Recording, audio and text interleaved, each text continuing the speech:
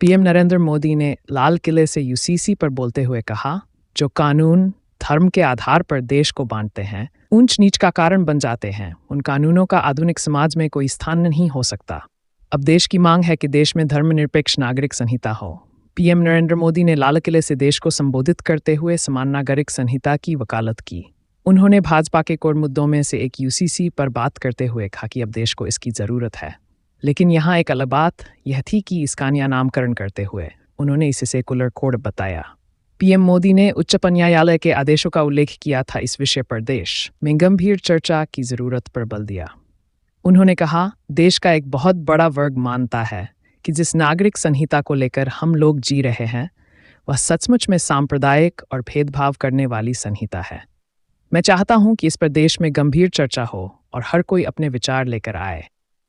उन्होंने कहा, जो कानून धर्म के आधार पर देश को बांटते हैं, ऊंच नीच का कारण बन जाते हैं, उन कानूनों का आधुनिक समाज में कोई स्थान नहीं हो सकता।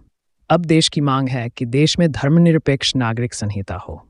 अब सवाल यह है कि जिस समान नागरिक संहिता को लेकर भाजपा आक्रामक रही है और उत्तराखंड समेत कई राज्यों की सरकारें इस पर आगे बढ़ चुकी हैं, उसे पीएम मोदी ने नया नाम क्यों दिया? जानकार मानते हैं कि नई शब्दावली के जरिए पीएम मोदी ने विपक्ष को एक्सपोज करने की कोशिश की है।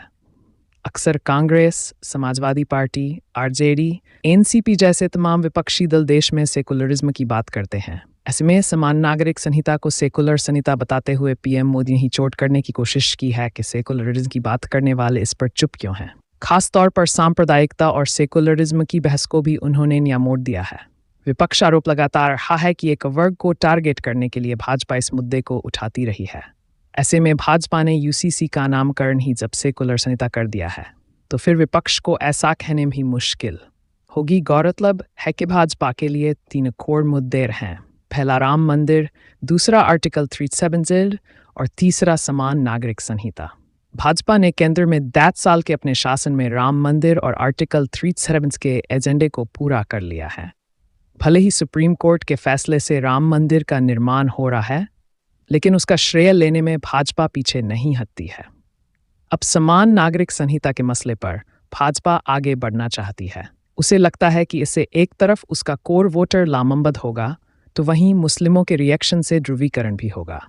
अब जब पीएम मोदी ने लाल किले से ही इस मुद्दे को उठा दिया है, तो साफ है कि भाजपा इस मुद्दे पर और आक्रामक होकर उतरेगी।